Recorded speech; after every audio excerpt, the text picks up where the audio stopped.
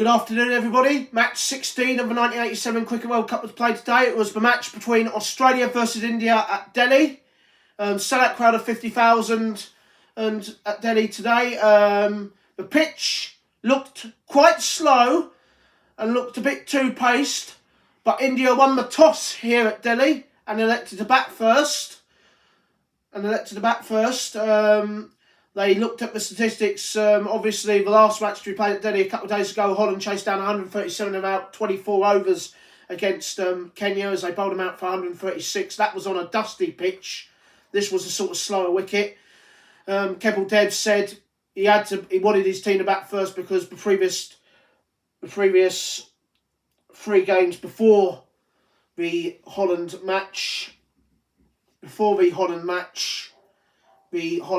Kenya match had ended with the team batting first, had gone on to win, and this was the outcome. And what was an entertaining game, to be honest with you. Even though it was a slow pitch, the pitch played very, very, very well indeed. A brilliant score. The highest total, India making 289 for 6 from their 50 overs. The highest score of this World Cup so far. India's batsmen were absolutely sensational. Chris Shrikant 26, a second 50 of the tournament off just 70 balls for Sunil Gavaskar. A third 50 in 3 innings for Navjot Sidhu. He's still not really in run score, though. He's scored 186 runs in 3 matches. And he scored 186 runs in 3 matches, and he's 6 behind, still the leading run scorer, which is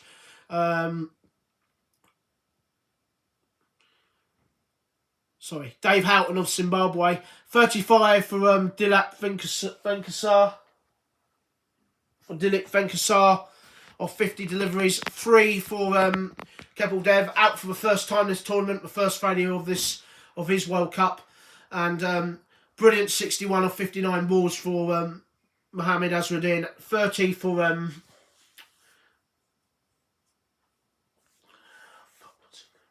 sorry, I'm having a brain freeze. 30 for Ravi Shastri of 40 balls, and 5 for the wicket-keeper, Kieran Moray, as India ploughed our highest score of this tournament, 15 for 0 for Tom Moody, 59 for 1 for Steve Waugh. Bruce Reid, awful game, 0 for 65, 0 for 37 for Andrew Sears in his first appearance on the tournament. Good bowling figures from Simon O'Donnell, 2 for 45, and Craig McDermott, 3 wickets, moves him on to 7 wickets in the tournament. 3 for 61 though, he was quite expensive. Fast bowlers were quite expensive throughout this game at the moment, and it was mainly the medium pace. Fast bowlers were quite expensive throughout this match, to be honest with you. And let's have a look at the Australian response. Well, they got off to an absolute magnificent start. They scored 88 of the first 15 overs. David Boone and Jeff Marsh were playing absolutely brilliant, kept up the run rate. But once Ravi Shastri and Mahendra Singh came on, the 2 spin bowlers, they slowed the run rate down. The run rate went from about 5.8 to about 4.3 from Australia, and the run rate rose from a manageable 5.8 to about 7.5 and over in about 10 overs. Once David Boone went, 3 wickets fell in 12 deliveries to Ravi Shastri, who bowled absolutely fantastic. And those 2 spinners literally won the game for India. 33 for Jeff Marsh. David Boone's first 50 of the tournament, 62 of 75 deliveries. A duck for the captain, Adam Balder. 3 for Steve Waugh. They needed some quick runs from him today, and he got his first failure of the tournament. That's also his first dismissal in this World Cup, I think. 14 for Tom Moody. Simon O'Donnell 3. 23 off 20 deliveries for Greg Dyer, as he tried his best but he couldn't manage to do it. 4 for Craig McDermott. 2 for Andrew Sears. 2 not out for Andrew Sears, and 1 not out for Bruce Reid, as Australia were forced to bat out their full 50 overs to make 233 for 9. 69 off 108 balls for Dean Jones. He's usually much more fluent than that, but the spinners, he just couldn't get the spinners away. But a very battling innings, the highest score of the match, and actually it turned out to be a man of the match performance from him. 69 off 108 balls, his first 50 of this World Cup. So looks like he's come into form, but he'll be disappointed that his 69 didn't come quicker. Although, like I said, the spinners were almost unplayable today for India. 20 overs. The two spinners took 5 for 69 from 20 overs. Mahendra Singh, 35 for 2, 34 for 3 for Ravi Shastri. The two slow left armers, 69 runs for 5 wickets in 20 overs. That's where the damage was done. The fast bowlers were all quite expensive. 37 for naught for Chetan Sharma back in the starting lineup after a rest. 1 for 56 for Parikbar, very expensive. 1 for 41 for Kapil Devi, was quite expensive. 2 for 19 off 6 overs for Mohammad Azharuddin to complete a wonderful all-round performance from him. So the final summary here, Australia versus India at Delhi. India won the toss on a sort of slow, normal pitch, and they let to the bat first. They batted brilliantly to make 289 for 6, the highest score of this World Cup anyway. Australia started off brilliantly, but then once Ravi Shastri and Mohammad Singh came on, the run rate just went up and up and up. Those two basically won the game for India, and in the end, Australia batted out their full 50 overs to reach 233 for 9. India winning emphatically by 56 runs. And the surprise man of the match, despite the brilliant all-round performance of Mohammad Azharuddin and Ravi Shastri, the man of the match was, for his 69 off 108 balls, battling 69 off 108 balls, was Dean Jones. He was a little bit surprised to be given man of the match awards and said Mohammad Azharuddin deserved it more, but he said he'd take the man of the match award considering that he hadn't started off the tournament brilliantly.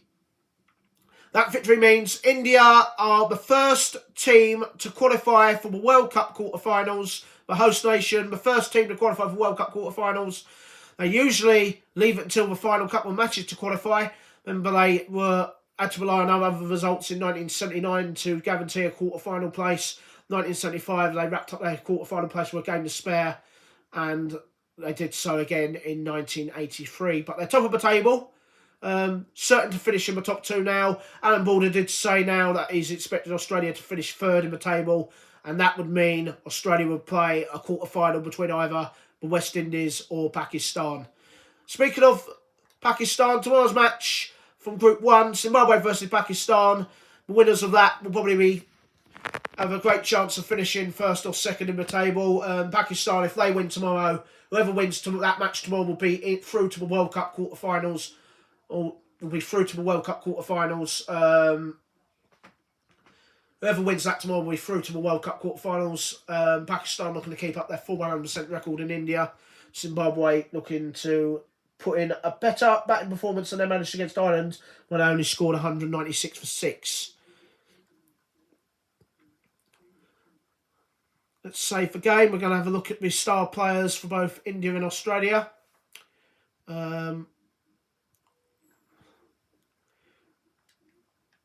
India, the first team to qualify for World Cup quarterfinals. And they've got Kenya in 5 days' time, so they'll probably rest players for match against Kenya before bringing them all back for probably what's going to be the group decider against England. Let's have a look. David Boone's average has gone up to 37 now. 113 runs in 3 innings, first 50 of the tournament. He's actually started off well at the moment. 185 runs in 3 matches at an average of 61 for Jeff Marsh. 3rd highest run score of the tournament so far, I believe. We'll have a look in a moment at the highest run scorers.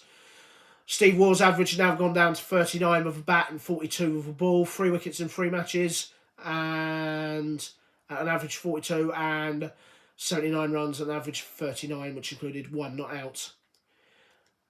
3 more wickets for Craig McDermott, 7 wickets in 3 matches, the 3rd highest wicket taker in the tournament, behind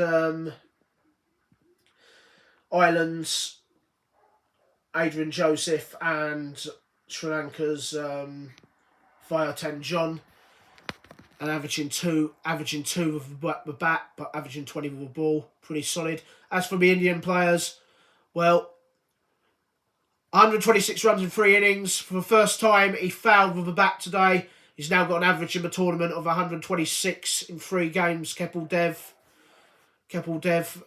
his first failure of the tournament. He took another wicket today. He's averaging 35. As for Manjot Parikbar, averaging 43 with the ball as well. 3 wickets in 3 matches. Both Kapil Dev and Manjot Parikbar have obviously struggled with the ball so far. It's the spin bowlers which are doing the job for India so far in this World Cup. But let's have a look at the highest run scorers. We said 185 runs in the tournament for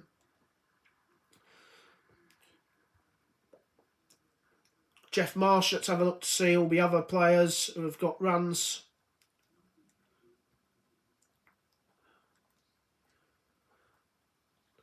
Dave Houghton's still the highest run scorer, 193 runs. And Navot Sidhu, despite not being included in the 20, is the second highest run scorer in that tournament with 186 runs in the tournament. And obviously, Ramesh Raju is not that far behind as well. Tomorrow's match, Zimbabwe versus Pakistan. Victory for either side would make them the second team to qualify for World Cup quarterfinals. Zimbabwe hoping to put in a better batting display as what they managed against Ireland, although they destroyed Ireland for 36 famously a few days ago. Pakistan looking to keep up their good form after their wonderful performance. It will be Pakistan's first match in a week after their wonderful win against New Zealand when they chased down 237 in 45 overs. Join up for that. Wonderful performance for India today. Congratulations to India. They're the first team to qualify for World Cup quarterfinals. Until tomorrow's match between Zimbabwe versus Pakistan, this is me, Lawrence Howard, here in India, reporting on the 1987 Cricket World Cup being played on Brian Lara Cricket on PlayStation. Until for tomorrow's match, it's bye-bye from me.